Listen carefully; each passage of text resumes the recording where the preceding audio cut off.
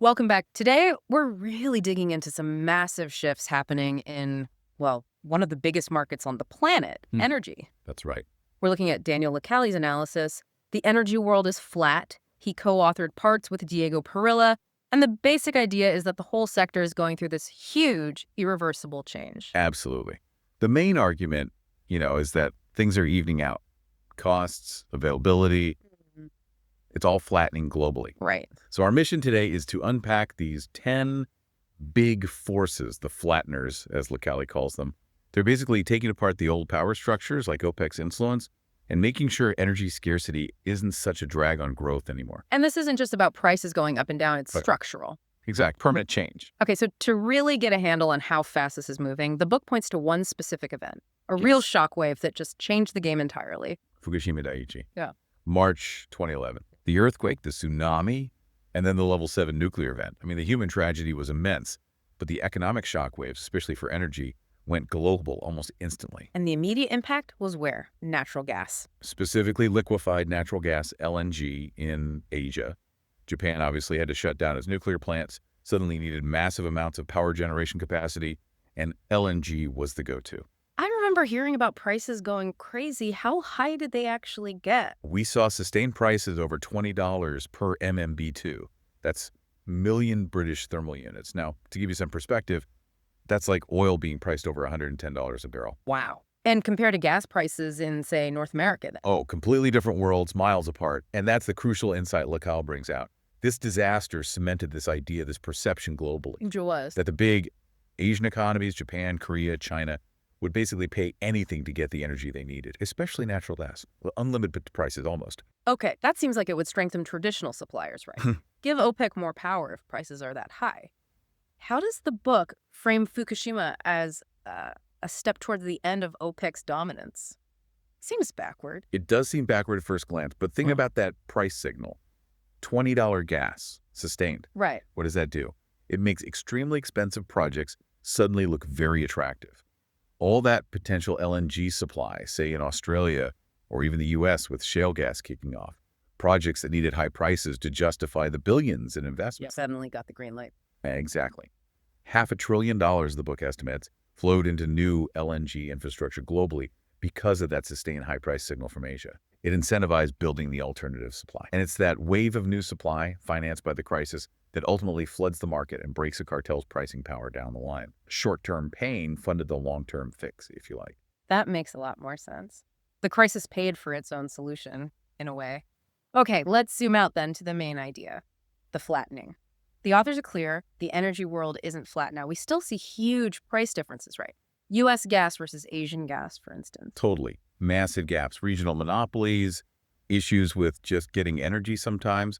So yeah, flattening isn't the current state, it's the process, the direction of travel. It's about everything sort of converging, prices, availability, becoming more equal everywhere. That's the core of it. Historically, if you didn't have your own energy sources, you were kind of stuck.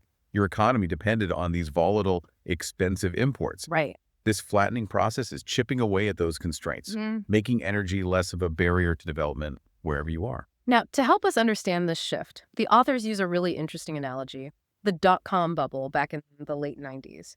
Why is that period such a good guide for what's happening in energy? It's a fantastic parallel because it shows the life cycle of how this kind of technological disruption plays out, from investor mania to consumer benefit. It basically happened in 2 stages. Okay. Stage 1, the boom. You had this explosion of new tech, internet, mobile phones, broadband, and everyone thought growth would be like exponential forever. Right. The hype was incredible. Totally. Huge amounts of capital poured in. Nobody cared about traditional things like PE ratios. It was all about the future potential. And you see that same dynamic now in energy, driven by things like shale gas, horizontal drilling. So fracking and horizontal drilling are the energy sector's internet moment? The tech that gets everyone excited. That's the analogy, yeah. It's the game-changer tech that promises this quantum leap in supply. And just like the dot-com era, it's attracting enormous investment, the book mentions, over $750 billion a year globally. Wow. And that money's going into building the infrastructure. Those huge LNG plants we talked about, $5–10 billion a pop, new pipelines. It's that initial gold rush phase. And we all know what came next for the dot-coms. Phase 2. The bust. Exactly. The bubble popped. Valuations cratered. Companies went bankrupt. All that paper wealth just vanished. Yeah. But, and this is the key point for the energy parallel, Yeah. the physical stuff didn't disappear. Yeah. All those fiber optic cables they laid, they were still in the ground. Okay. They got written off the books of the bankrupt companies, meaning they became available super cheap. And that's when, as the authors say, the investor party ended. But the consumer party was just starting. Because the infrastructure was there, suddenly very affordable. Precisely. The massive investment failure was actually what paved the way for cheap, widespread internet access for everyone. So the takeaway for energy is all this money pouring into shale, LNG, pipelines today. It's probably going to lead to overcapacity, big write-offs down the line. Very likely, yes. Those high return expectations might not pan out for many investors, Okay. but the physical infrastructure, the pipelines, the terminals, the wells, they'll still be there. Making energy cheaper and more available for consumers globally in the long run. That's the argument. It's almost like this strategic investment, driven partly by fear of missing out or ensuring security, ends up creating this supply glut that benefits everyone else by forcing prices down and, well, flattening the world. Okay, let's dive into the actual flatteners themselves, starting with the physical ones. Flattener 2 tackles the very source material, the idea of running out of oil. The claim is bold. No peak oil. Yeah, Lacalle argues the whole peak oil theory is fundamentally flawed. Betting on it has historically been a losing strategy. The reality, he shows, is that hydrocarbons are abundant. It's not about the geology, really. It's about economics and technology. Exactly. There's always this line between reserves, what we know is there and can get out profitably today, and resources, which is stuff we know exists but isn't viable yet. And that line keeps moving. Constantly, based on price and crucially based on technological breakthroughs. You get these unknown unknowns, new tech we haven't even thought of yet, plus new discoveries that just keep pushing the supposed peak further and further out. I mean, the numbers are pretty staggering. They are. We've used about 1 trillion barrels of oil so far, roughly. But there's still 1.5 trillion barrels of proven reserves, stuff we know we can get. And beyond that, maybe 5 trillion barrels or more of known resources. It's just a lot. Is there a good example of how technology just completely rewrites those reserve numbers? Canada's the perfect case study, oil sands. Before the tech improved for extracting that heavy bitumen, Canada's reserves were, okay, but not huge, maybe 5 billion barrels. Then came the technological leaps in extraction. Suddenly, Canada revises its reserves upwards by, wait for it, 3,600%. Wow. Yeah, from 5 billion to 180 billion barrels. Overnight, practically, they jump into the top 3 global reserve holders, right up there with Saudi Arabia and Venezuela. Just because of technology. Just because of technology. And when tech can replace reserves at something like 120% or more each year, the idea of physically running out becomes, well, it's an economic question long before it's a geological one. And that tech brings us straight to Flattener 3, horizontal drilling and fracking, the real game changer. This is the big one, especially for natural gas initially, but also oil. Combining drilling horizontally for miles through rock layers with hydraulic fracturing, using high-pressure fluid to crack the rock and release the trapped gas or oil. Unlocking stuff we couldn't get before. Exactly. Stuff that was totally uneconomic, trapped in tight rock formations. The impact on the U.S., as you know, has been revolutionary. Yeah. From facing shortages to suddenly having potentially over 100 years of natural gas supply. Yeah. It completely changed their energy landscape, Mhm. led almost immediately to switching power plants from coal to cheaper, cleaner domestic gas. that energy domino effect you mentioned. That's it. And while the U.S. led the charge, the technology isn't staying there. The potential is global. China, for example, actually has the world's largest estimated shale gas reserves. Really? More than the U.S.? Estimated at 25 trillion cubic feet, yeah. Now, they face big challenges. Geology is tougher, water access, infrastructure needs building out. But they are determined to develop it. For them, it's energy security and helping with their pollution problems. Of course, whenever fracking comes up, so do the environmental concerns.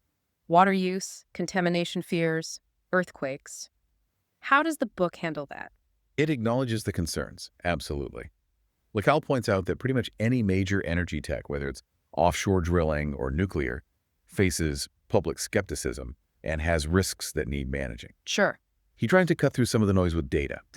For instance, citing the U.S. Department of Energy studies that, despite a lot of headlines, found no confirmed cases of fracking directly contaminating drinking water aquifers in over 1 million wells fracked over decades. Okay. That doesn't mean there are no issues. Water management is real. Induced seismicity in some areas needs careful handling and regulation. But the core argument is that the industry learns, improves safety, gets more efficient, the tech is out there, and governments see the strategic need for it. Okay, moving on to flattener, geopolitics. This one feels really counterintuitive. We see wars, conflicts, Syria, Libya, Ukraine, and we automatically think instability, risk, higher prices. How can that flatten anything? It's about the reaction to the instability. Yes, conflicts cause short-term price spikes and volatility, absolutely. But the fear of that disruption triggers a really powerful response for the market, from consumers, from governments. What kind of response? They build buffers, they increase oil storage, build up strategic petroleum reserves, they invest in diversifying their suppliers, finding new routes. Critically, they invest in demand destruction, becoming more efficient so they need less in the first place.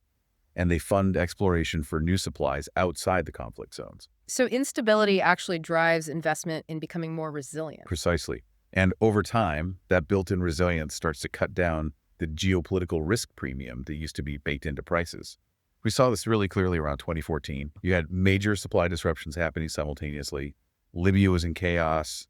Iran faced sanctions, cutting its exports. Conflicts were raging in Iraq and Syria, impacting their output. A perfect storm for prices to skyrocket, traditionally. You'd think so. But the oil price response was actually quite moderate and temporary. The market seemed to realize it had enough buffers, enough alternative supply coming online, thanks to shale, that it could weather these regional storms without panicking. Which must have been a real shock to OPEC. Their ability to use the fear of disruption to keep prices high was weakening. Massively. It signals that the era of OPEC using the fear trade is fading. Combine that resilience with the structural oversupply starting to emerge, mainly from U.S. shale. Yeah. And OPEC found itself in a bind. They realized they couldn't easily cut production anymore to prop up prices without just handing over market share permanently to these new non-OPEC producers, especially shale. That November 2014 meeting was key, right? When prices were falling. Critical moment. Oil had dropped to around $76 a barrel. Everyone expected OPEC, led by the Saudis, to announce production cuts like they always had. But they did. They chose to maintain production. They did. They basically decided to fight for market share rather than price. That decision effectively acknowledged they couldn't control the price floor anymore. It anchored the shale revolution as the new force setting the marginal price. As Lacalle puts it, they were damned if they do, damned if they don't. Okay, let's link this to flattener 4, which feels like the physical consequence of all this investment. The energy broadband. What does that mean? Think of it like the fiber optic network, but for energy. It's the huge ongoing build-out of the physical infrastructure needed to move energy around. Pipelines, LNG terminals, ships, storage facilities, the whole logistical chain. A plumbing of the energy world. Exactly.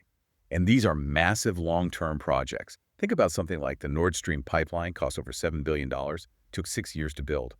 But once it's there, it connects markets, gives buyers and sellers more options, and dramatically cuts transport costs compared to, say, shipping LNG long distances. And you mentioned LNG earlier as key to globalizing gas markets. That's part of this energy broadband too. Absolutely central. That LNG supercycle of building export terminals, fueled by those high Asian prices after Fukushima, the book estimated it would add capacity equal to something like 32% of the entire globally traded LNG volume by 2017.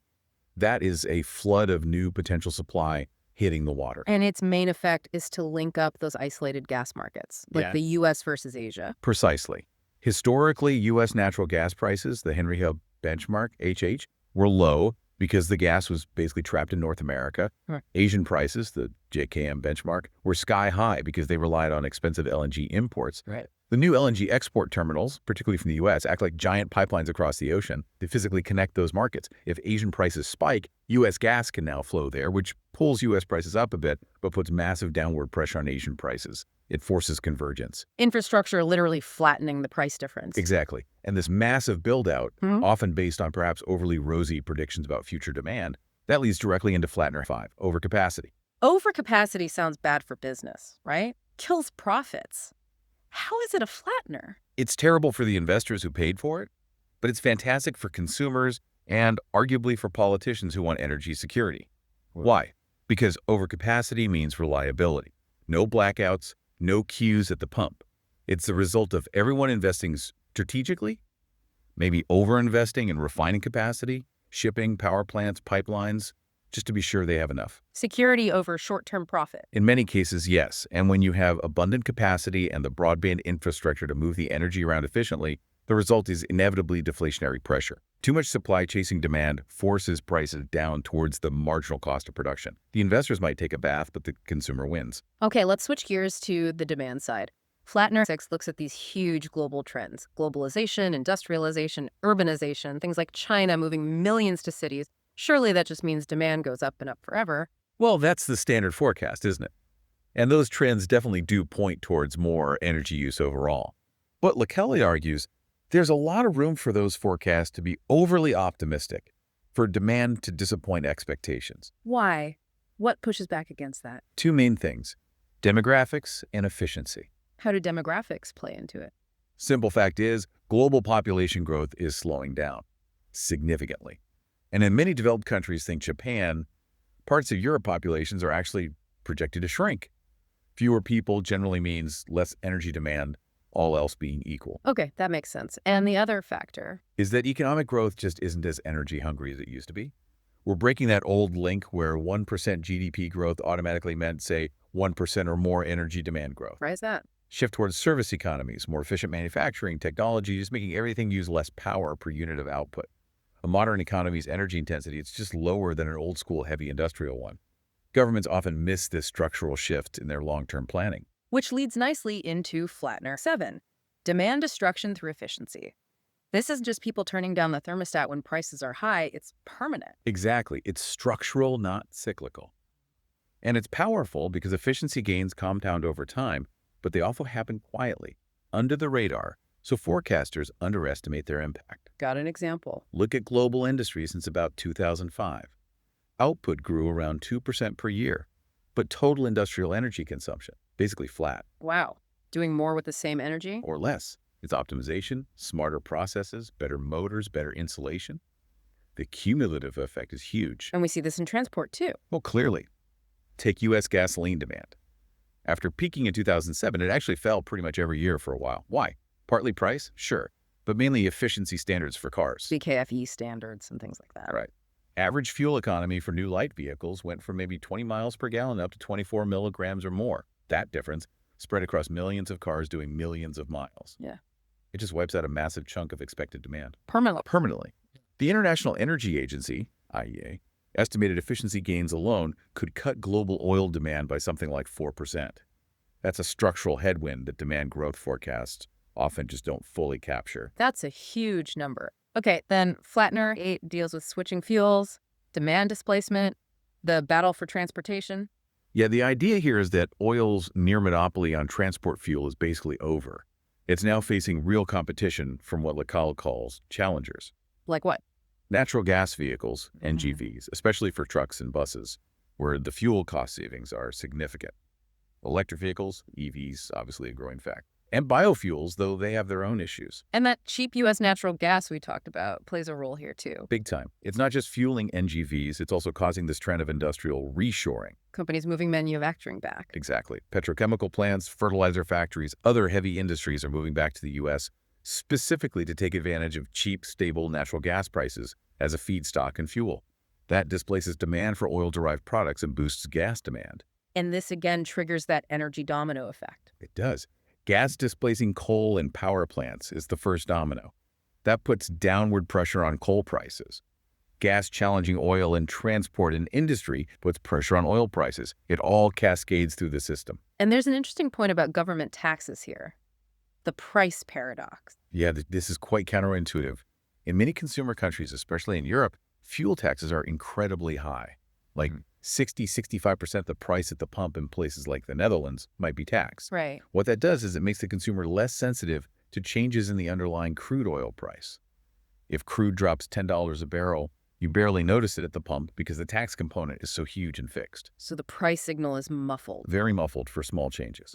Which means, paradoxically, that when underlying costs do change significantly, or when alternatives become viable, governments are almost forced into bigger, more structural interventions, regulations, subsidies for EVs or NGVs to actually force a substitution because the normal price mechanism is blunted by their own taxes. Right. Let's move to the final group of flatteners, the institutional and macro ones. Flattener 9. Regulation and government intervention. You'd often think regulation adds complexity, maybe cost. How does it flatten? Well, regulation is obviously needed, but Yeah. it often have unintended consequences that end up acting as flatteners. Take China's big push against pollution, their war against pollution. Yeah, that's been huge. Is Yeah. forcing a massive shift away from coal, their cheapest but dirtiest fuel, towards cleaner options like natural gas and renewables. That government mandate is structurally calving global coal demand growth, which has knock-on deflationary effects, So the government's hand forces a change that might not have happened purely on economics. or speeds it up dramatically. Mhm. But the most spectacular example of regulation acting as a flattener, albeit a chaotic one, is probably renewable subsidies. The feed-in tariffs, FETs. Exactly. Particularly in Germany and Spain, governments offered very generous, guaranteed high prices for solar and wind power, paid for long periods. What was the result? A massive, incredibly rapid build-out of renewable capacity, far faster than anyone expected, creating huge amounts of power, often when the grid didn't even need it.